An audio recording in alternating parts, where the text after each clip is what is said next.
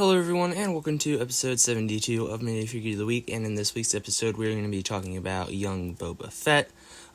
This is definitely a interesting minifig. When it first came out, there was definitely a lot of talk about it, its accuracy, its flaws. It wasn't a very popular minifigure, and also, before we start, I do want to apologize for my voice. I'm not feeling the greatest, but still going to go through and always make Minifigure of the Week. I try and always do that no matter what.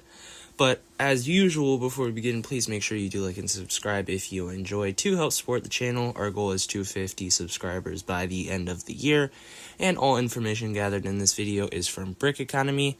This is a great website to check out if you want to know the value of your set or minifigs now, or how much they could be worth in the future. So taking a look at the minifig itself here, I'll get to the inaccuracies later on, but just first off, the arms, belt, and hairpiece isn't really that great. If you pop off the hairpiece, you do get another print, just a happy version of young Boba as opposed to this one.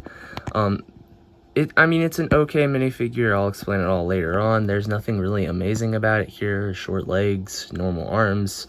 Only real printing is just on the front and a little bit on the back, so really nothing like that stands out about this minifig. So the name of our minifigure is young Boba Fett, being in one set that released last year in 2025. It is at retail. That one set is Jango Fett's Starship. This was one of the sets in the interesting August wave. It had a lot of fan-requested sets like a new turbo tank and MTT and stuff, but obviously there were some issues. This set was one of the more popular ones, but this minifig that we're talking about specifically was one of the issues with it. But this set is Jango Fett's Starship with 707 pieces releasing in 2025. It is still at retail and it has 3 minifigures, Jango Fett, Lama Su, and then young Boba Fett.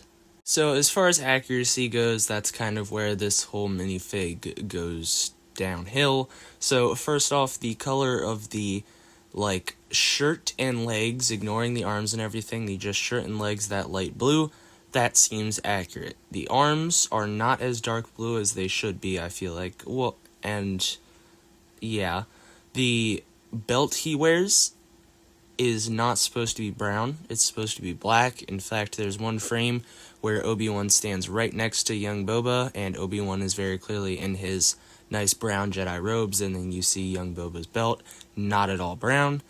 Not to get nitpicky here, but the skin tone doesn't seem really accurate. I feel like they reused the Darth Dev skin tone. I don't know. I don't want to be offensive or anything, but just if you look at these side-by-side pictures, they do not look the same, and then the hair is awful. The hair, he looks like if Boba Fett went emo. The minifig does. It just is terrible. It's not accurate. I feel like they could definitely do better, and I really hope they revisit this character and just fix these mistakes, because those were some of the biggest issues with this minifig, and it was really the only issue with this set. As far as rating this minifigure goes, the set it is in cannot even save it here. It just really wasn't that good. It does get a 6 out of 10. This is probably the lowest I think I've ranked any minifig on this, and it's not because of its character or anything, it's just how inaccurate it is, and it's really just a poor design. Looking at all the other ones, they definitely did it a lot better in the past, and it just really isn't that good of a minifig, so it does get this 6 out of 10 because of all those flaws. Well, folks, that is it for episode 72 of Minifigure of the Week, that being young Boba Fett. Sorry to anyone who really likes this character. Just my opinion is it's not very good, quite inaccurate and everything. They've definitely done better. That's the only issue. If this was the first time we got him, it would be a different story, but even still, it's just not very accurate. There are some things I can look past, like the arms not being as dark as they should and the belt being brown, but it's just really the hairpiece and the face and everything. It's just not really accurate to the character in film, and I believe when this minifig was revealed and everything, the actual character who played young Boba Fett even said this looks nothing like I did.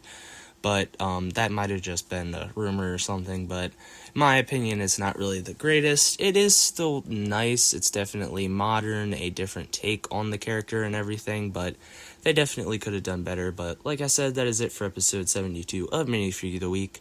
Please make sure you do like and subscribe if you enjoy, and make sure you tune in for the next one.